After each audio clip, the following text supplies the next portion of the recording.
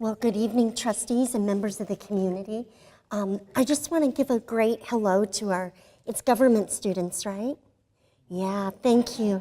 They're doing their homework. We're so proud of you. That's great. How many of you from Huron? Anybody? Pioneer? Skyline. There we go. I was going in alphabetical order. I'll just mention that. Okay. Well, it's great to have you this evening. We want to take a moment to recognize our orchestra teachers. We had such a great opportunity on Thursday, February 9th, to be at Hill Auditorium and to see and hear just an amazing performance for Orchestra Night. If you've not been a part of that event, you must right away put that on your calendar for next February. Just an amazingly high level of performance that, just like you said, President Stead, does not happen in most districts. And it happens because of our tremendous teachers, our great students and parent engagement, and the support of the Board of Education for our arts programming.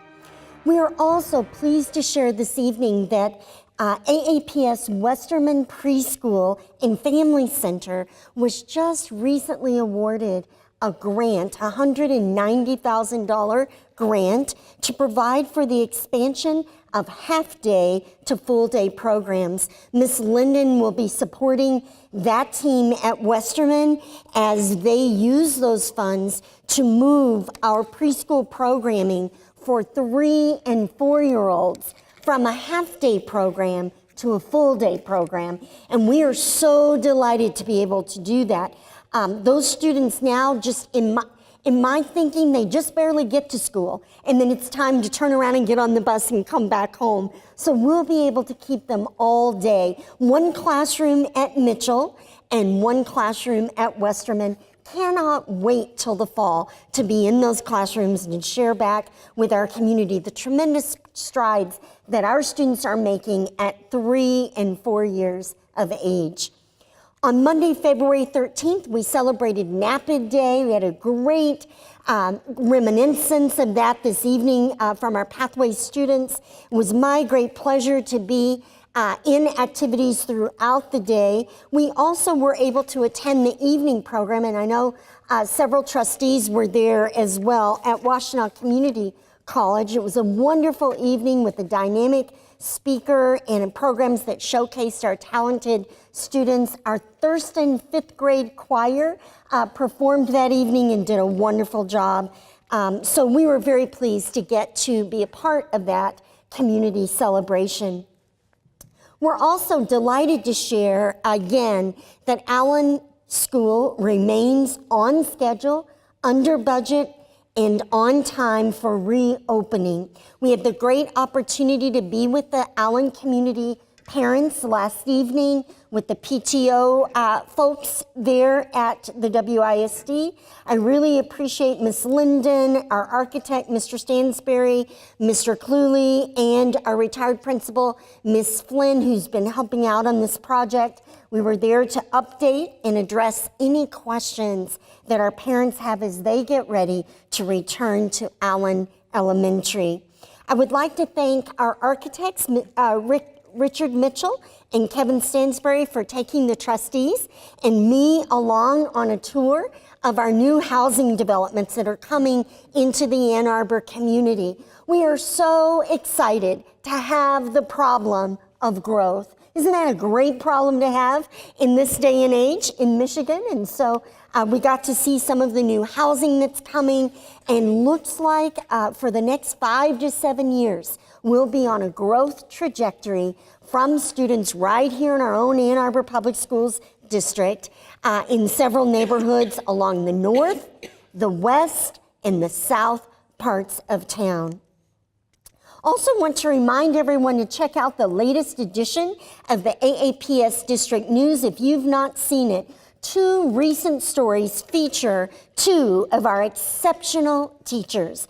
A Mitchell 3rd grade teacher, Melissa Schmidt, and Huron High School's athletic director and assistant principal, Miss Dottie Davis. The story about Miss Davis in particular has generated many comments, many positive comments, even one from a student who did not attend Huron, but remembered Miss Davis from all of the times that she played Huron and what a great lady she was during those athletic competitions.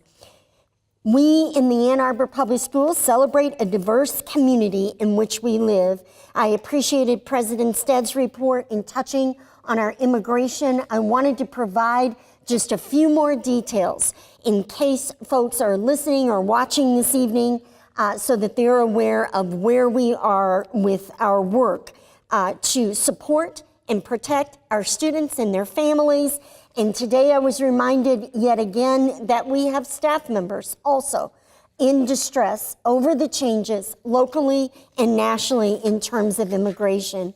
So our board took a leadership role a few weeks ago to pass a resolution, and we just want to remind the community, we know these are challenging days and we will be reaching out to every family, and we just ask you, if you're in need of any help whatsoever, just reach out to your classroom teacher, to your building principal, give us a call, and we will help in any way that we can to support you.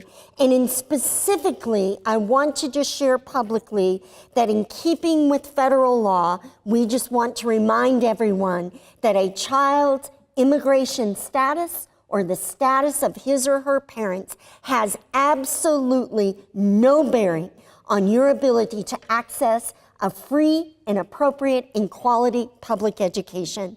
All are welcome in the Ann Arbor Public Schools, and we will be sharing this message more and more through some public service announcements that will be shared in target languages on CTN and on our website and at the local school locations so that our parents, our students, and even our staff members are reminded that we are here, we are supportive, we believe that diversity is our strength, and we lift up folks in times of critical challenge and such as we are in. Again, I would ask that folks just reach out and we will share with you more details about that as we move forward. Early bird district enrollment is underway for 2017-18. You know, most folks think that we're in winter here in February, although it hasn't been very wintry lately, and we're thrilled with that. But February is that time where in public school, we pivot to begin serious preparations for the following year. So we are delighted that our early bird in-district transfer window, and that window, by the way, is still open, but already has netted approximately 1,100 in-district transfer applications. This number is slightly increased in comparison with previous years, and I'm happy to report we are delighted that applications for young fives and kindergartners are increased this year, so we love seeing our young ones coming through. We also have increases at 6th grade and at 9th grade.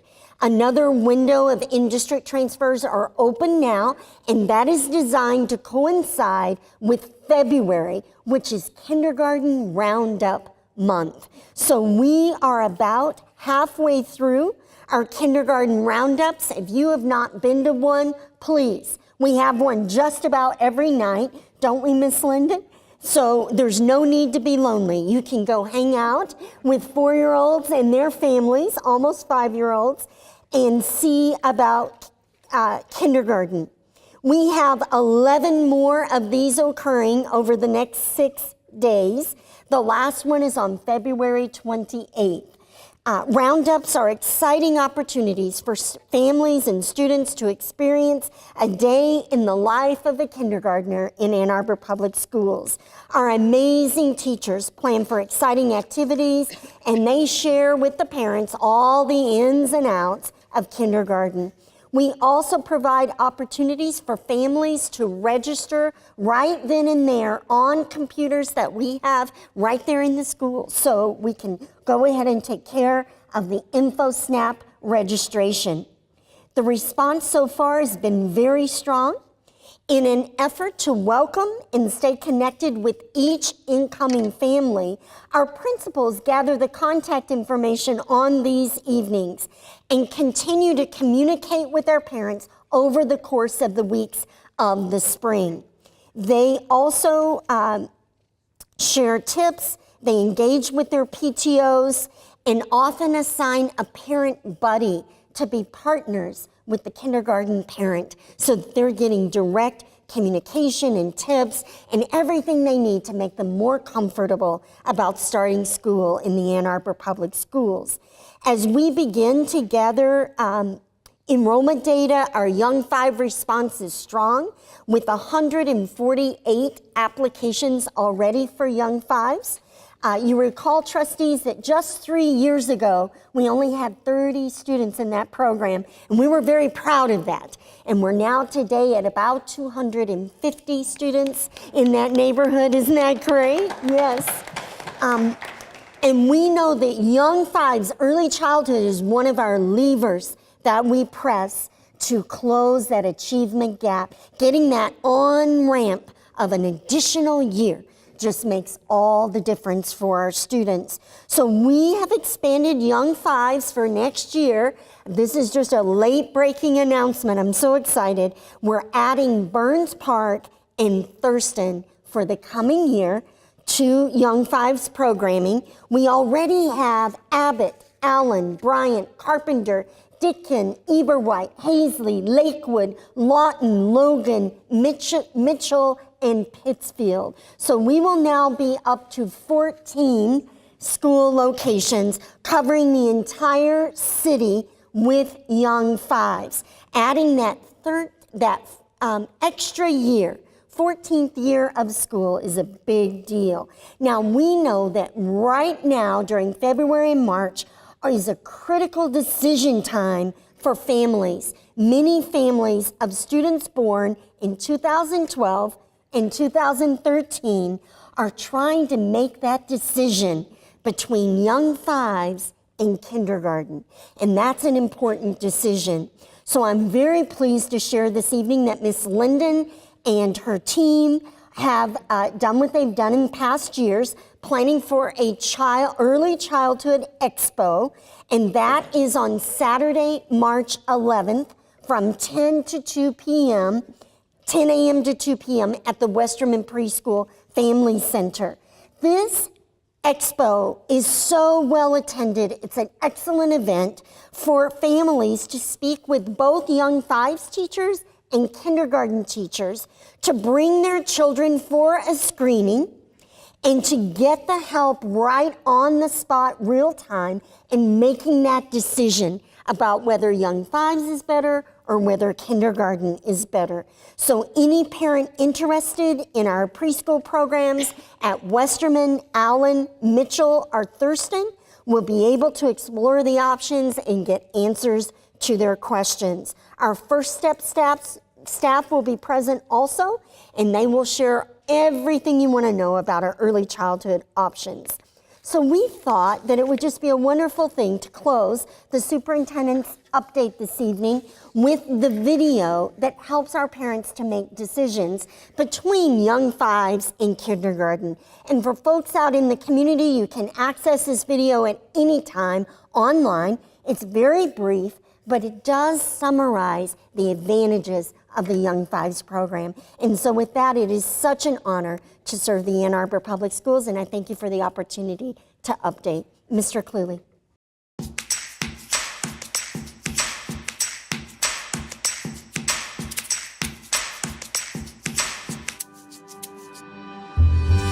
Parents choose Young 5s for a variety of reasons, and they are countless and as unique as our families. Many of our families do choose it because their children are not academically ready for success in kindergarten. Other families choose Young 5s because of social and emotional development. We know that children mature at different rates and at different times. And so if your child isn't quite ready socially or emotionally, maybe they're on the shy side, or maybe size-wise, they're just very, very small. It's a great option for you. Culturally, with many of our families, they really believe in that extra year of childhood. And so there may not be academic or social emotional reasons. They may choose Young Fives simply because it fits their philosophy as a family. A Young Fives classroom, the day is set up to really enrich the whole child. We provide a lot of opportunities for hands-on learning. There is a language and literacy time. We do a lot of center activities where we're manipulating different materials in order to enrich the learning process. In Young Fives Kindergarten, we really want the students to build on their social skills. They need to learn how to take turns and how to use manners and how to wait their turn on the carpet. We focus on the alphabet daily. We do the calendar so that they're practicing their numbers, going from 1 to 30, the days of the week, the months of the year. Students really need to be able to sit on the carpet and listen to a read aloud. And they really need to know that you have to raise your hand when you want to share a thought and what's appropriate for what we're learning. I really try to focus on just growing them individually. And I'm lucky because I have that flexibility. We really focus on the foundational skills that they need to be successful.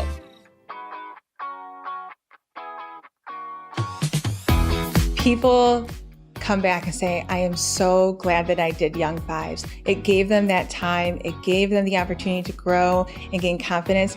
Parents don't regret it. I have never heard parents say that they regret going into a Young Fives program because they can see the big difference that their students undergo as they go on throughout school. At the time, you do kind of worry about, oh, am I setting my child back? Should I try to push them forward? Looking back, it was a great decision, and it made a huge difference. And now they're in kindergarten and they're ready to go. They're thriving. As opposed to hating school and not liking school, they're ready to go to school. They enjoy what they're doing. Not only do I help oversee the Young Fives programs for the district, but I'm also a Young Fives parent. My daughter is physically very petite, and so I wanted her to enter kindergarten at a point where she was developmentally ready. I know that at mid-year, when I was speaking with her teacher about her progress, her teacher told me, you know, Ms. Lennon, she's ready to start writing in sentences now. She began to love to write. She progressed and began reading books. I did not teach her those elements at home. I wish I could take credit. That came from her Young Fives teacher. So my daughter Emily, she was definitely ready to start kindergarten because she had already had the year here in Young Fives, and she knew the routines and the schedules, and she knew what was expected of her. And there were 2 other boys in her classroom that did Young Fives as well. And so the 3 of them, they're the leaders in the kindergarten class, and the other kids look up to them. The teacher as well looks to them to be leaders in the class, and Emily really enjoys that, and she enjoys being a leader, and it makes her proud. I would highly recommend any parents who are considering it, maybe to observe the classroom, and you know best for your child, but I would have absolutely no regrets. Mrs. Cruz was so patient with him and the other kids, and he gained a lot of confidence as a leader, and now it feels like not even the same kid in kindergarten. It's really important that children's first experience with school is one that is positive. At this age, children are very much learning how to get along together, how to resolve conflict, how to share, how to recognize and be proactive and advocate for themselves. And I think that's really something parents need to consider when they're weighing Young Fives over kindergarten. It's just amazing watching them grow from the beginning of the year to the end of the year. They're so big, they've grown so much, and their behavior has just changed, and they're just really ready for kindergarten. Students participating in Young Fives do become leaders as they enter kindergarten, and I think that points to the success of this curriculum that we've developed around social and emotional development.